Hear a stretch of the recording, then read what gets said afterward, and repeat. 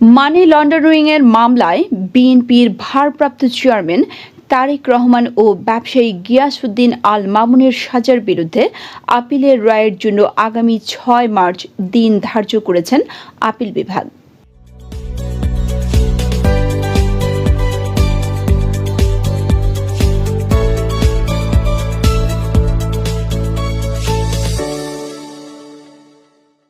মঙ্গলবার প্রধান বিচারপতি ডক্টর সৈয়দ রেফাত আহমেদের নেতৃত্বাধীন আপিল বিভাগ এই দিন ধার্য করেন। আদালতে আবেদনের পক্ষে ছিলেন ব্যারিস্টার মোহাম্মদ জাকির হোসেন ও অ্যাডভোকেট জাকির হোসেন। সেই মামলাটাতে জনাব তারেক রহমানকে বেকসুর খালাস দেওয়া হয়েছিল ট্রায়াল কোর্ট থেকে। তার তৎপরবর্তীতে দুদক এটার বিরুদ্ধে অ্যাপিল করে। অ্যাপিলের পরে ওনাকে 7 বছরের কারাদণ্ড দেওয়া হয় এবং তাকে 20 কোটি টাকা জরিমানা করা হয়। গত বছরের 10 ডিসেম্বর সিঙ্গাপুরে অর্থ পাচারের অভিযোগে মামলায় বিএনপির ভারপ্রাপ্ত চেয়ারম্যান তারেক রহমানের 7 বছরের সাজা স্থগিত করেন আপিল বিভাগ।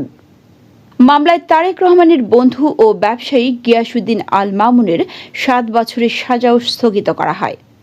একই সঙ্গে তাদের জরিমানাও স্থগিত করে আপিল বিভাগ। সিঙ্গাপুরে অর্থ পাচারের অভিযোগে 2013 সালের 17 নভেম্বর একটি মামলায় ঢাকার একটি বিশেষ জজ আদালত তারেক রহমানকে খালাস দেন। ওই মামলায় বিশিষ্ট ব্যবসায়ী গিয়াসউদ্দিন আল মামুনকে 7 বছরের কারাদণ্ড দেওয়া হয়। তারেক রহমানকে খালাসের রায়ের বিরুদ্ধে দুর্নীতি দমন কমিশন দুদক হাইকোর্টে আপিল করেন।